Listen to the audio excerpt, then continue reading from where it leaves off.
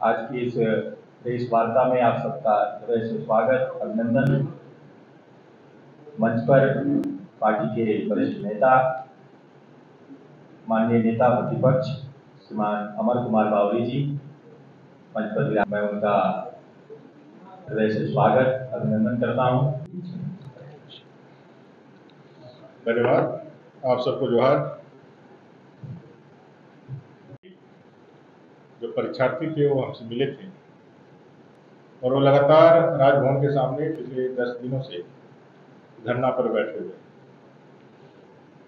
PGT की परीक्षा को लेकर के शुरू से कोई न कोई प्रश्न उठता था। अभ्यर्थी बार बार इस विषय को लेकर के सशंकित थे और राज्य की सरकार को यह मांग कर रहे थे कि भाई इसमें धांधली हुई है, इस धांधली को कैसे ठीक करना है ये देखना चाहिए।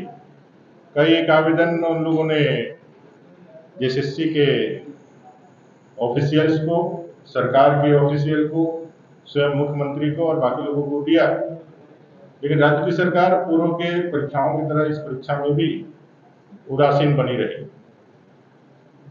उन लोगों ने जो प्रमुख बातें जो इस आवेदन में दिया है उसमें जो दिखता है, एक ही सेंटर से जब बच्चे टॉप करते हैं, एक ही सेंटर में जब वैकेंसी के 70-80% बच्चे एक दो सेंटर से नियुक्ति के लिए एलिजिबल पाए जाते हैं तो प्रश्न उठता है। ये आप देखेंगे जितने भी आप यह ग्रीन दाग दिख रहा है, ये सब 102 नंबर कोड के परीक्षार्थी हैं जो इसमें पात्रता प्राप्त किए हैं, जो क्वालिफाई हुए हैं। और 102 नंबर कोड यह है आपके बोकारो जिले का एक श्रेया डिजिटल बोकारो, उस सेंटर का है। उस सेंटर से जितने भी टॉप किए हुए किसी भी क्षेत्र में, किसी भी विषय में, चाहे फिजिक्स हो, मैथ हो, केमिस्ट्री हो, ज्योग्राफी हो, अन्य सब्जेक्ट्स का, उसमें इसी सेंटर से बच्चों ने टॉप किया है।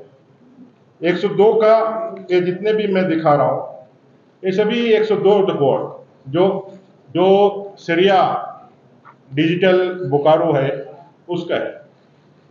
दूसरा एक सेंटर है शिवा, ये शिवा इन्फोटेक रांची का है और इस शिवा इन्फोटेक से भी बच्चे जो हैं वो लगातार उसमें सीरियली जो डॉक्यूमेंट वेरिफिकेशन के लिए जो आया, श्रेया डिजिटल से 513 क्वालिफाई करता है, 513, जिसमें सेंटर कोड उसका 102 है। फिजिक्स में 142 बच्चे उसी सेंटर से क्वालिफाई कर रहा है। आपका केमिस्ट्री में 45, मैथ में 55, बायोलॉजी में 46, कॉमर्स में 60, हिस्ट्री में 15, इकोनॉमिक्स में 22, ज्योग्राफी में 62, हिंदी में 23, संस्कृत में 14, इंग्लिश में 29, कुल मिला के 513, मैंने कुल रिजल्ट का 14.21% सिर्फ एक सेंटर से। उसी तरह शिवा इन्फोटेक जो रांची से है, 100 कोड नंबर 123, यहां क्वालिफाई होते हैं 279 बच्चे। एक धनबाद डिजिटल है, इसमें 7.73, एक धनबाद डिजिटल है, उसमें क्वालिफाई करते हैं 271, वो भी 7.50। बाकी सेंटर्स में 2%, 3%। इस सेंटर में जो हम श्रेया डिजिटल की बता रहे हैं उसमें 14%, और बाकी जो सेंटर बता रहे हैं जहां पे सबसे ज्यादा ऑब्जेक्शनेबल लोगों ने बताया है, क्योंकि वो सारे छात्र झारखंड के ही हैं और सब एक दूसरे से संपर्क में भी रहते हैं, तो लोगों ने साफ कहा कि इन परीक्षाओं में धांधली हुई है, सेटिंग्स हुई है, पैसों की लेन देन हुई है। हमारे पास पुख्ता सबूत है, जरूरत पड़ेगा तो हम उसको दिखाने का भी काम करेंगे। कुल मिलाकर के जो फाइनल सिलेक्शन दिया गया और सिलेक्शन देने के बाद जो उन लोगों ने तो ये भी कहा है कि जो बच्चे अच्छा किए हैं, जिनको लेकर के कहा जा रहा है, सबकी जांच होनी चाहिए और जांच निष्पक्ष रूप से होनी चाहिए। क्योंकि ये जो एग्जाम्स कंडक्ट करा रहे हैं, ये कौन कंडक्ट करा रहे हैं? ये कंडक्ट कराने वाले वही एजेंसी है जो JSSC या CGL में एग्जाम को लेकर के जिसको ब्लैक लिस्ट किया गया है, जिसकी जांचें चल रही है। ये कौन है? ये सतवत इन्फोटेक। ये सतवत इन्फोटेक जिसने JSSC के PGD का एग्जाम लिया, बाद में उसने JSSC CGL का एग्जाम दिया, जो जिसपे SIT की गठन हुई। ये अलग बात है कि SIT के गठन होने के बाद आज तक उसके पेपर लीक की कोई जांच नहीं हुई। JSSC JEE की परीक्षा जो पूरी तरह से रद्द कर दी गई, वो भी इन लोगों ने किया था और उसका एक कांड संख्या 227/22 रजिस्टर्ड भी हुआ है। सिर्फ एक व्यक्ति पकड़ा गया, लेकिन और उससे आगे किसी कार्रवाई नहीं। अन्य राज्यों में जहां भी पेपर लीक की घटनाएं हुई, मास्टरमाइंड तक पकड़ा है, लेकिन यहां किसी को नहीं पकड़ा, कोई कार्रवाई आगे बढ़ी नहीं। SIT की जांच तो उसी तरह ठंडे बस्ते में चली गई। लैब असिस्टेंट में कई एक गड़बड़ियों की हम लोग ने बात करी।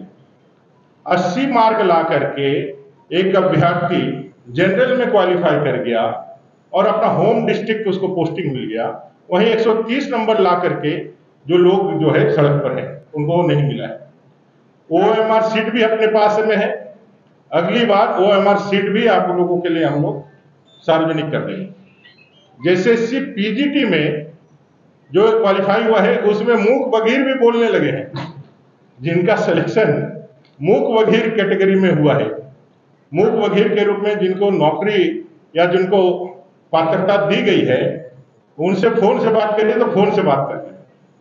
एक बड़ा घोटाला, एक बड़ा घपला इस राज्य के अंदर जब से सरकार बनी है, तब से लगातार छात्रों के भविष्य के साथ खिलवाड़ है। ये सारे तथ्यों को ध्यान पर रख करके हम एक बात ये जरूर कह सकते हैं कि इस सरकार में अभी रीन पास PhD की परीक्षा है, अभी इसमें भी क्वेश्चन लीक हुआ है। टेलीग्राम, इंस्टाग्राम में पता चल रहा है कि भाई क्या हो। ये झारखंड जो है पेपर लीक का, परीक्षा में सेटिंग करने का कई एक तरह से ये हब बन गया है। इसका मास्टरमाइंड कौन है? जब इस तरह के परीक्षाओं में पकड़ाने वाले लोग विधानसभा के स्टाफ के रूप में चिन्हित किए जाते हैं, पकड़े जाते हैं और उनका सीधा संपर्क राज्य के कदावर मंत्री से जुड़ता है। कई एक सूचनाएं आती हैं कि राज्य में जो रहने वाले मंत्री हैं और उनके सत्ताधारी दल के विधायक हैं, वो सारे लोग इसमें कहीं ना कहीं पीछे से, ये तो जांच का विषय है, लेकिन ये बात छन करके आ रही है कि उनके सह पर, उनके देखरेख में, उनके इच्छा से ये सारा फोकस चल रहा है और झारखंडी बच्चों के भविष्य के साथ खिलवाड़ हो रहा है।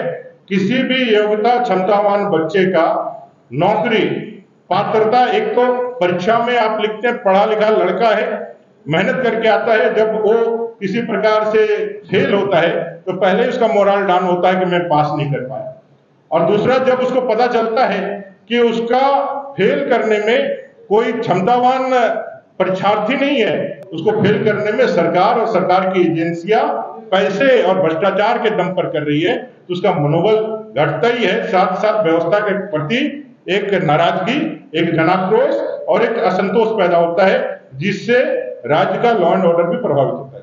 तो मेरा कुल मिलाकर के इस चंपाई सोरेन जी की सरकार से यह डिमांड है कि PGD की परीक्षा की जांच अच्छी तरीके से हो।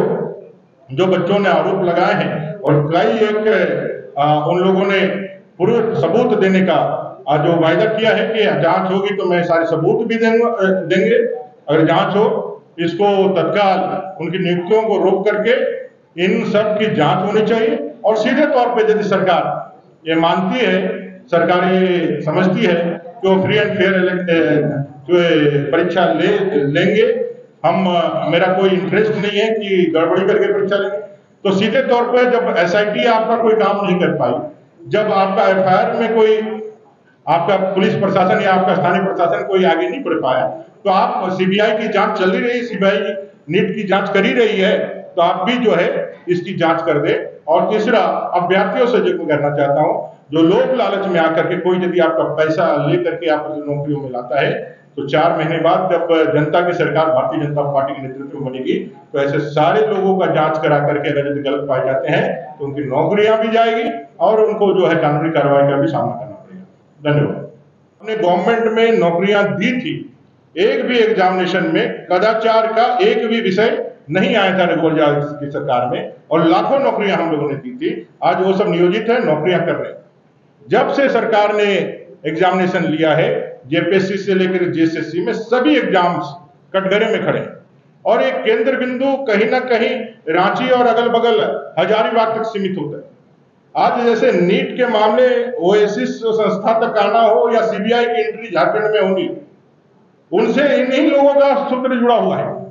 मेरी ये मांग है छात्र हित में और राज्य के हित में कि राज्य की सरकार ये जो जेपीएससी, जेई, सीजीएल से लेकर के लैब टेक्नीशियन से लेकर पीजीटी, इसमें जो गड़बड़ियां दिख रही है उसकी जांच आपकी एजेंसी नहीं कर सकती है, एसआईटी नहीं कर सकता है, आप नहीं कर सकते हैं, ये हम लोगों ने पूर्व में देख लिया है, ये साबित हो चुका है। इसलिए इसकी जांच जो सीबीआई कर रही है, सीबीआई से सरकार आग्रह करे कि भाई इस जांच को भी मुकाम तक पहुंचाने के लिए इन सारी चीजों का भी आप जोड़ लीजिए, इनका भी जांच आप ही करिए।